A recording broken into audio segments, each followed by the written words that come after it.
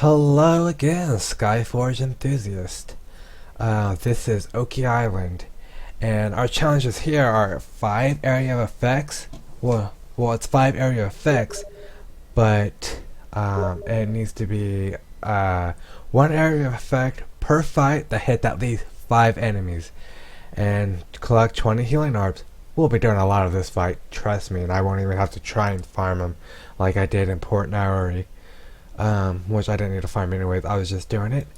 But let's do this. I really like Okki Island so far. It's the latest instance squad I've done, so we'll see if I change my tune once I get to a higher instance. Can't wait to get to the 5-man instances that I heard about. I hope you can do those by yourself, but harder. So that's just a group of 4, obviously, so that's not look at that. Just kill him right off the back with that. Okay. Again, just a group of 1. It's quite easy to get these little challenges they put, to be honest. You have to really, unless it's Arbor Master, as I keep mentioning how inept I am at that, you have to really try not to get them in order to not get them, you know? Although this would be the first place where I would think that a don't die more than 3 times would be an issue if you're doing it for the first time. But then again, if you're doing it for the first time, you're not going to have these challenges up. I believe they only pop up after you beat the challenge already. So that's 1 out of 5 and 1 out of 20. Maybe I should let myself get hurt more, but honestly, on these boss fights coming up, I will be getting hurt enough. Just do that. Just do that. Yeah, still, if you don't have a target lock, that's what's gonna happen. Oh yes! Forgot to mention! A really horrifying and great mechanic I love about this fight. Oh, what is this? Let's group out. You see those hands? Do not let them touch you while you do the instance. If they don't outright kill you, they do a lot of damage and they might as well kill you. But as you can see, they also attack the enemies. At least the gold one does in a not boss fight. Wow, did I just say in a not boss fight to say when dealing with mobs? Okay. There's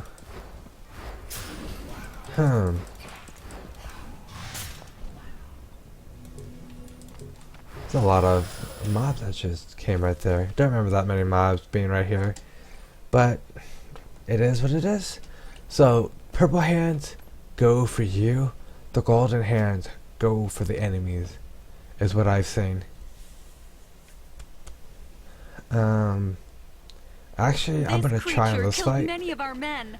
Watch out for the axe. Yes, she pops up every now and then. You didn't see her because I waited until she would stop talking in the beginning of the round so that, you know, she wouldn't interrupt me. I know, I'm an asshole. Oh yes, so this guy will slam on the ground like that and spawn fire. Simply avoid it. I don't know what else to say about that. Simply avoid the fire. Dodge away from him, get some distance if you are not a melee class. If you don't feel comfortable getting hit. Generally, I know people don't like the fact that this game is just pretty much sometimes just run around and kite. I haven't heard any complaints. I just say I've known in other games that's not something people enjoy. That is something I enjoy. I enjoy having to kite because I enjoy running around and making it look like I'm actually doing something. But on this fight, as you can see, as I was taking damage there, so that I can get the health orbs, you do need to run around. Because if it weren't for my shield, or a paladin shield also, I believe the paladin shield has a true 100% damage immunity for a time, or for a limit on it. Oh, I think it's like my number 2, where my number 2 has a a actual counter on it that once the damage, it takes enough damage, it disappears. Ooh, getting trapping myself. Need to get out of here. First, let's get hurt a bit and get this health orb. Okay. I think the paladin is similar to that, but it's a true 100% shield. At least that's what my friend Birds know mentioned. you are coming. Be careful. And dead. Okay. See, that boss is basically don't trap yourself in the fire. As you see, the fire didn't do that much damage to me at all. But I think in a group instance, it would have done more damage. It also depends if there are people higher prestige than I am. Because that's how these dungeons are rated. The highest prestige, because your prestige is based off your weapons upgrades, your gear, and your Atlas Ascension level. It's actually quite similar to the item level in Final Fantasy XIV, now that I think back. So you also have individual levels in Final Fantasy XIV. But yeah, whoever has the highest prestige level, it is going to be scaling it on them. At least that's what I've heard. I wouldn't know myself. I can only know from hearing secondhand, because, well, I believe it to be true, because I did factory, me and a friend, we were both around the same prestige level, did factory 501 with a friend who was lower level, just starting the game, their first time doing factory 501, and they tended to get one shot a lot, simply because they took because of our levels. So I am gonna say yes, it is a scaling something. If it's not exactly that, it's something similar to that, where it scales based on some either the group's prestige number as an entirety, or the highest individuals. I love this. I love doing this, and just be like boop, did. So simple. Surround me, and then nothing happens. Okay.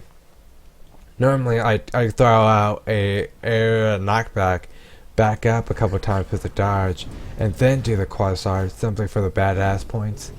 You know, it's not really what you need to do. It's just for the style. Do what you want to do because it looks cool. Honestly, at this point in the game, it's not gonna be you can min-max, I guess. I don't know what you would min-max so far. And this is just a closed beta testing, so don't go too crazy in min-maxing when your character is just gonna get wiped, and essentially you just need to do these things to find the bugs, not just play the game. Which reminds me, I forgot to report that We bug. barely caught our breath after the first wave Nothing when the about the monster bug for now. appeared. It tore one of our men apart. Let her talk. I already interrupted her. My bad. You guys can just read that because it stays up for a bit. Okay, but yeah, really don't worry about min-maxing right now. It's especially at this closed beta testing. Just find the bugs, report them, and have fun. I mean, come on.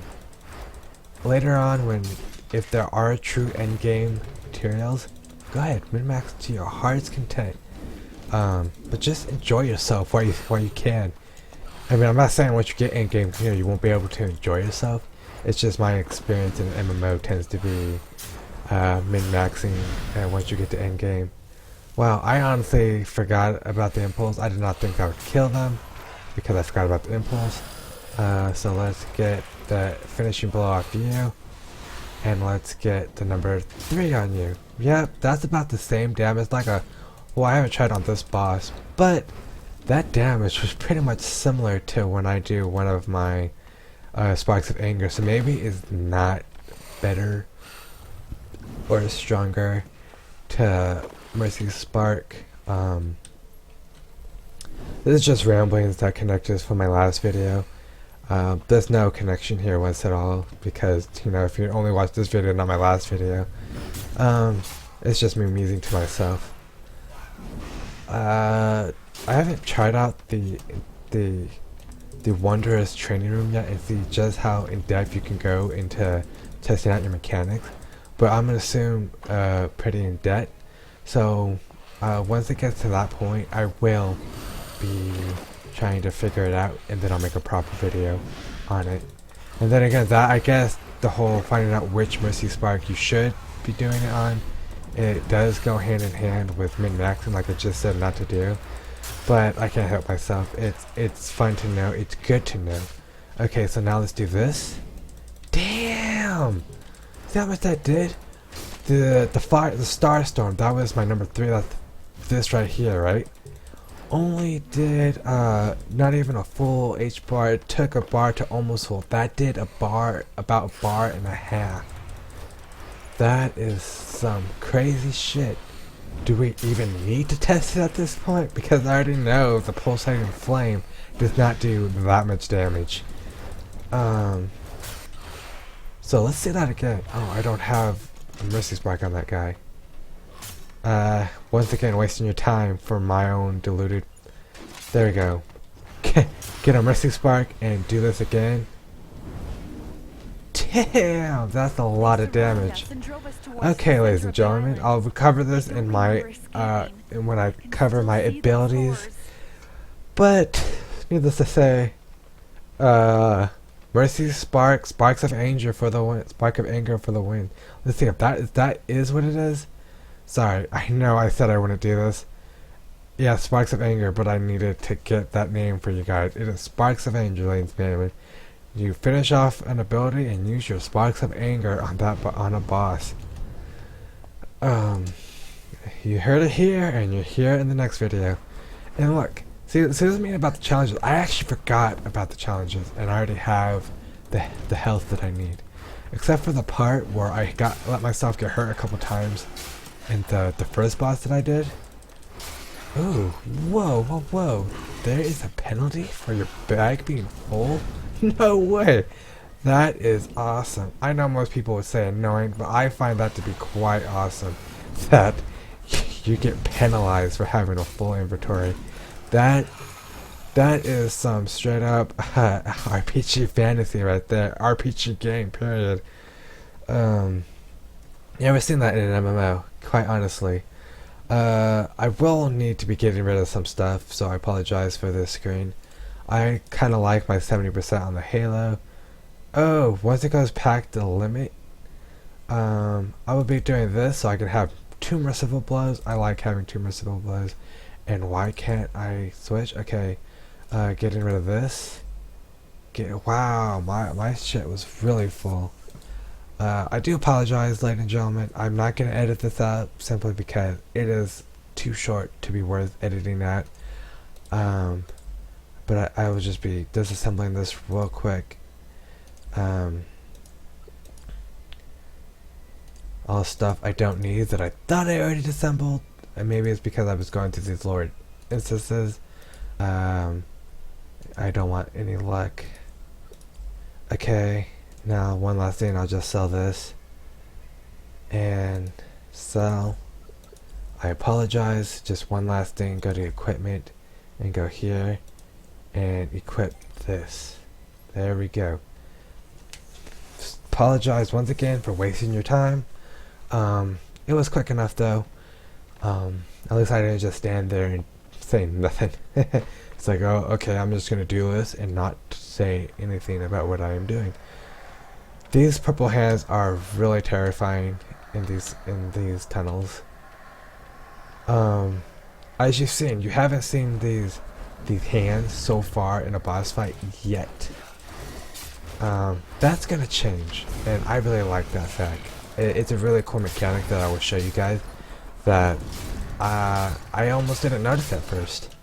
As you can see, I've never noticed until the last boss fight that the purple hand can in fact hurt the enemies.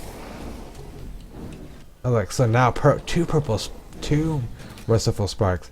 That's why I also spent that time changing my weapon, because instead of making my particle of light stronger, instead I gave me 2 mercy sparks, and that's 2 angular sparks doing a crap ton of damage. Yes, please. I'm gonna start going for that from now on. That is a good DPS boost right there. Okay, So, last boss, there is a Reaper on top of him. Can't really tell until he starts attacking you. I say Reaper, it's a Necromancer class. Same thing. I love Reapers. I love Scythe in general. And he's standing on a scary ass little Death Ravager. Oh my god. And as you see, there's all of these portals that spawn the hands. I always need to shield for this fight. If I do not shield, I die. I will die. Because I lose health quicker than I gain health. So I need to make sure a shield is up at all times. But look, gold hands go straight for the enemies. And attack, see? After the gold hand attacks, he actually takes no damage for a while. Unless he takes a purple hand damage right after. So it's actually better, if harder, to try and like outbait this purple hand over here.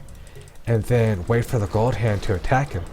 Once it does, I'm going to go over here and let a purple hand attack and do the damage. Oh, and I'm able to attack again, as you see. So gold hand, purple hand, and you'll be able to do damage again. It's a bit more of micromanaging to do. It's really not a big deal to not be able to attack him for that short time. I only see one. Where's the other one? Always watch where these freaking hands are, because they come after you, the purple ones, and it is terrifying. Because I didn't know, I hadn't gotten hit by one. The first time I did my instance, I didn't get hit by one until this boss fight, and then I died. And I was like, what was that? I didn't notice I got hit by one. I thought he just killed me, did like a really powerful move. And then the second fight, I died again because I got hit by another one. And I was like, okay, obviously we don't want to get hit by that. Okay. So, gold hand and then purple hand. That kind of worked out on its own for me. As you see, no little mobs in this fight, so no Mercy Spark. So don't rely on Mercy Spark as a just sole damage boost in fights. But it is useful enough for fights that do have, basically, like I said, I'm gonna go after rods that have the do Mercy Sparks now, right? That's easy, but really I should have changed to a rod that had the other boost, because I get nothing out of Misty Spark right here, and it probably would have been worth it even with the slight well, I think it's just prestige loss that you get. I don't think it even matters the number on the weapon other than prestige, because it's really the effect that's good, I believe. I'll have to look it up after this. I will be having to do, even though I've already pretty much said everything in my videos about gear and how they're just prestige boosters. Actually no, I haven't. That was off the video. I will be making a separate video specifically about that. And of course it's in relation to Lightbinder, but it's pretty much the same across classes. And look, this guy is now dead. And that was Okki Island. This is the third instance in the game, in the story. Personally, so far, I liked it the most because, well, of that extra mechanic factor. But yes, that was Okki Island. And I hope to see you guys in the next video. Bye!